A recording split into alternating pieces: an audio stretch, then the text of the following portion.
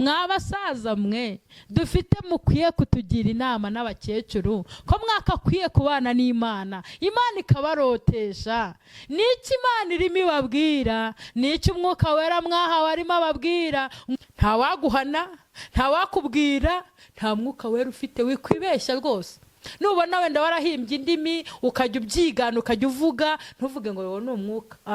Umwuka Wera atsinda umutima. Niba umutima utagutsinda, umwuka wemerere Umwuka Wera akujugunye mu kidege, akujugunye mu kidege. Yesu ashimwe. Mumeze neza, muri amahoro. Imana y'amahoro ibishimire. Ndagarutse kandi ngo tugane ijambo ry'Imana. Munyemerere dusenge hanyuma mbibwire. Nyagasani Imana Nyiringabo urahambaye, tuje imbere yawe tugushimira kuri umubyeyi mwiza, uri inshuti nziza itaduhana, izina ryawe rihimbazwe. Ndagarutse hano kuri kamera ngo mvuge ijambo ryawe, reka mbure ugaragare uvugane n'iteraniro n'abantu bose bumva ijambo ryawe. Dukomereza amaboko Mwami Imana, ukize imitima kandi uhumurize idahumurijwe, mu izina rya Yesu, amena. Ndabashuhuje nanone, nitwa Musabimana Fortune, ndi umudamu ushima Imana. Hanyuma ndagusabira kugira ngo Imana ikuzuze Umwuka Wera, Imana ikuzuze Umwuka Wera. Byarahanuwe kandi biranasohora, ariko se wowe urabura iki? Urabura iki ngo wumve ubyizeye ko ufite Umwuka Wera? Mbese abamaze kuwuzura aracyabayobora, cyangwa se musigaye muyobora uko mubyumva? Yoweri yarawuhanuye, arahanura ngo mu gitabo cye cya gatatu, mu ijambo mu gice cya gatatu umurongo wa mbere haranditse ngo hanyuma y'ibyo nzasuka Umwuka Wera, Umwuka wanjye ku bantu bose, abahungu n'abakobwa banyu bazahanura, abakambwe banyu bazarota, n'abasore banyu bazerekwa, ndetse n'abagaragu banjye n'abaja banjye nzabasukira ku Mwuka wanjye muri iyo minsi. Amen. Ibyo byahanuwe mu gihe cya kera, bihanurwa na Yoweri.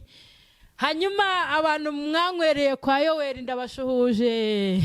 Iyo tuvuze ngo umuntu wanywereye kwa Yoweri, abigishwa ngo buzura Umwuka Wera baravuze ngo basinze, ngo basinze ihira, ngo bagiye mu kabari baranywa barasinda. Hanyuma rero abantu bagiye bagasindira kwa Yoweri, ndababwiye ngo nimukomerezaho. Ubwo se si ikinyarwanda cyumvikana? Yoweri arimo arababwira ngo nzasuka Umwuka wanjye ku bantu banjye. Iyo ni Imana yavugiye mu kanwa k'uyu muhanuzi, avuga ko Imana izasuka Umwuka. Ariko ntago bivuze ko mu isezerano rikuru abantu batari bafite Umwuka w'Imana. Umwuka w'Imana yajyaga abazaho. Niyo usomye ijambo ahantu henshi umva ngo Umwuka Wera abazaho. Wibuka ko na Sawuli hari igihe ngo yahanuye, igihe yari arimo agenda arimo ashaka ngo ingamiya yari yabuze, nuko aza kugera ahantu asanga abahanuzi bahanura, nawe arahanura. Umwuka yajyaga abazaho bagahanura, umwuka akabazaho. Ariko aha ubu buhanuzi bwavugaga ko abantu bazuzuriye umwuka, kandi umwuka akagumana nabo, akabahindura, akamena, mbese bakabana nawo ubuzima bwabo bwose. Ugira ngo se buriya Yesu ari mu isi Umwuka Wera yakoranaga nawo? Ariko muri cya gihe abatizwa ngo haboneka ikimenyetso gisa n'inuma, hanyuma ngo Umwuka Wera amuzaho. Ari muri icyo kimenyetso gisa n'iki? N'inuma. Siko ijambo ritubwira? Rero Umwuka Wera yajyaga aza agakora imirimo yawo, ariko akagenda. Ariko Yesu agiye kuva mu isi yarababwiye ngo ningenda nzaboherereza umufasha. Haleluya. Kandi uwo mufasha nuwo kubana namwe ibihe byose. Mutinda ahantu havuga ngo ibihe byose. Ntago ari ukubana n'umuntu mu rusengero, ntago ari ukubana n'umuntu ari muri korari ngo agende, ni ukubana natwe ibihe byose. Mutsindagira handitse ngo ibihe byose. Haleluya. Nguwo Mwuka Wera naza azabana namwe, azaba muri mwe. Niko ijambo ry'Imana ritubwira. Yoweri rero amuhanura ava ngo dore nzasuka Umwuka Wera ku bantu banjye. abakobwa n'abahungu bahanura. Ese mwa basore mwe, mwa bakobwa mwe, murimo murahanura ibiva he? Ni umwuka w'Imana, ntago ushaka kuwuzura. Bimeze bite? Hanyuma bakambwe nabo bazarota. Mwa basaza mwe, dufite mukwiye kutugira inama n'abakecuru ko mwakakwiye kubana n'Imana, Imana ikabarotesha.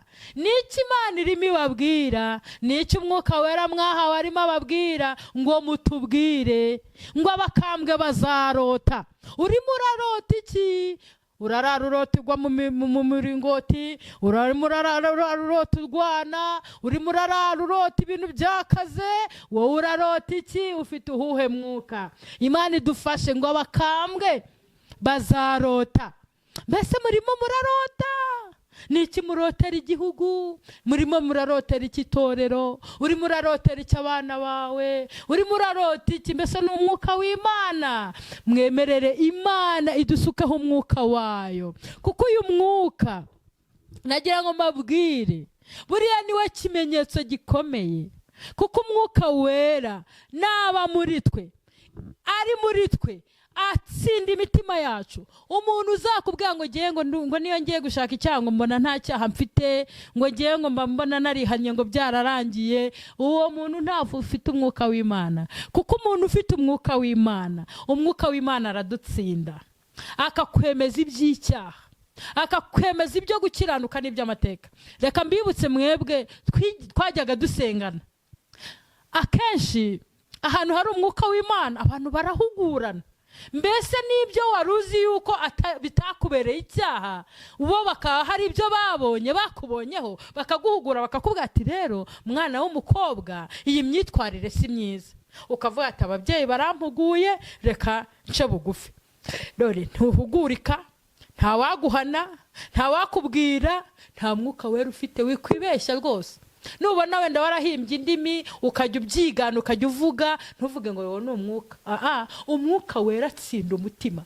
Niba umutima utagutsinda, umwuka ukurimo akubwire ngo wakoze nabi, umwuka ukurimo akubwire ati uriya muntu uramwangira iki, umwuka ukurimo ngo akubwire ngo ahangaha ntago wambaye ibihesheje Imana icyubahiro. Umwuka w'Imana aba ari uwo ukurimo akwigisha, kuko inshingano z'umwuka azatsinda imitima, atsinda n'ab'isi, abemeza iby'ibyaha n'ibyo gukiranuka ngo n'iby'amateka. Yoweri yahanuye, ariko munyemerere dusome muri Yohana dusoza igice cya 14:15. Haranditse ngo Yesu abasezeranya kubohereza umwuka wera. Ni isezerano.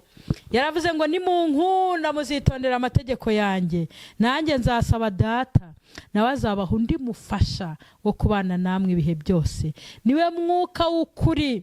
Ntibishoboka ko ab'isi bamuhabwa kuko batamurora kandi batamuzi, ariko mwebwe muramuzi kuko abana namwe kandi azaba muri mwe. Haleluya. Nari ndimo mbabwira ngo ndakwifuriza ko Uwiteka aguha ku mwuka we, akuzuza ku mwuka we, ngo nimunkunda, nidukunda Kristo, tugakunda ibyo atubwira, tugakunda Imana Data wa twese, tukayikundisha umutima wacu wose, nimunkunda. Ikizabenyereka ko munkunda si uko muvuga cyane, si uko muvuga buhoro, si uko musenga amasengesho menshi. Nimunkunda muzitondera amategeko yanjye. Arangije aravuga ati nanjye nzasaba Data aboherereza umufasha wo kubana namwe ibihe byose. Ntago ari ukubana natwe turi mu rusengero ngo tuwuzure twisohokere, ntago ari ukubana natwe twagiye muri repetition ngo tuwuzure dusohoke, ni ukubana natwe ibihe byose. Kandi uwo mufasha aravuga ngo nguwo ntibishoboka ko ab'isi bamuhabwa kuko batamuzi kandi ntago bamubona. Mbese uri mu bijuru, uri mu b'isi, uri umwana w'Imana, uri wa Satani, uri wande. Ntibishoboka ko ab'isi bamuhabwa. Mbese nawe ishyire muri karasoma cyangwa ishyire mu mwanya uvuga ngo ndi mu b'isi cyangwa ndi mu bana b'Imana bakwiriye guhabwa uyu uyu mwuka wera ni uzagushoboza kurota wa musaza we, ukarota iby'ijoro, urarota iby'urupfu, urarota iby'ukuzimu, urarota abadayimoni bakuniga. Ariko hariho ibyiringiro ko wakumvira iri jambo rikakugeraho, ukabwira Imana ngo Mana, ndashaka yuko nanjye umpa ku mwuka wawe, ndashaka kumvira ukama kuri uyu mufasha yaje, ngo umwuka w'Imana yaje, ngo sinshobora gusigara uko ndi ku muririmbyi yaririmbye. Haleluya, haleluya. Ndumva mbasabiye ngo Uwiteka twuzuze ku mwuka we, atuhe ku mwuka. Reka mbabwire, abantu benshi barapfuye nta mwuka ukirimo, mbese wo ni nk'igishushushungwa. Ariko hariho ibyiringiro nimwitondera amategeko, nitwitondera amategeko y'Imana. Yesu yarawutwemereye kandi yamaze kuwugaba, nta nubwo ajya kuwusaba, yarawugabye arawutanga. Birasaba ko wowe umwemerera ukumvira amategeko we. Ntibishoboka kabisi bamuhabwa. Umva reka nkubwire, uri uw'ijuru, uri uw'isi, uri hagati na hagati, urashaka umwuka wera, mbese urawufite? Mbese niba uwufite uramwumvira? Jya wumvira umwuka rw'urukundo, nta soni uzagira nubona Yesu. Jya wumvira umwuka rw'urukundo, nta soni uzagira nubona Yesu. Haleluya, haleluya, haleluya, haleluya. Imana ishimwe, Imana ihimbazwe. Kondisiyo si amasengesho menshi kugira ngo ubone uyu mwuka. Kondisiyo si ukwibabaza no kuyiriza bikabije ngo ubone uyu mwuka. Kondisiyo yaratubwiye ngo nimwumvira amategeko yanjye, nanjye nzasaba Data abahe ko mufasha, ariwe mwuka wera. Iyo umaze kwemera ugaca bugufi ukihana ibyaha byawe, wakira umwuka wera. Kuko umwuka wera ni ugenda ugukomanga kubwira ngo hano watanye, hano wagenze nabi, ca bugufi imbere y'Imana. Wowe utagifite umwuka uguhana, utagifite umwuka ukubwira ngo icyo uri gukora ni kibi, ukabikora. Ijambo riratubwira ngo urabikora nka kwihorera, ukibwira ko mpanywe nawe, ngo ariko byose nzabishyira imbere yawe uko bikurikirana. Imana itugire neza. Mwebwe mugifite umwuka w'Imana, jya wumvira umwuka, ugwiza urukundo, nta soni uzagira nubona Yesu. Mwebwe mumaze igihe mufite icyifuzo cy'uko Imana ibuzuza umwuka wera, mwizerere muri iri jambo kandi mwumvira amategeko y'Imana. Umwuka w'Imana azaba muri wowe, azagendana nawe, azaguha impano, azakugabira. Kuko umwuka wera aragaba. Umwuka wera iyo umubonye niwe ukugabira. Umwuka wera nabagabire. Haleluya. Imana ishimwe. Umwuka wera nabakumbuza iby'ijuru, kuko ngo azajya yenda ku bya Data abitubwire. Umwuka wera afata amakuru yo mu ijuru akayaduha, kandi amakuru afatika, amakuru yizewe. Haleluya. Ngo azajya yenda ku bya Data abitubwire. Imana ishimwe. Uri kumva iki? Uri kumva iby'umwuka? Uri kumva iby'umubiri? Uri kumva ibyande? Umwuka wera agusange, akongorere, akunezeze, aguhe kwishima. Mbese umwuka wera ajya duterura akadushyira mu ijuru mu buryo bw'umwuka. Imana ishimwe. Pawulo niwe wavuze ngo nageze mu ijuru rya gatatu.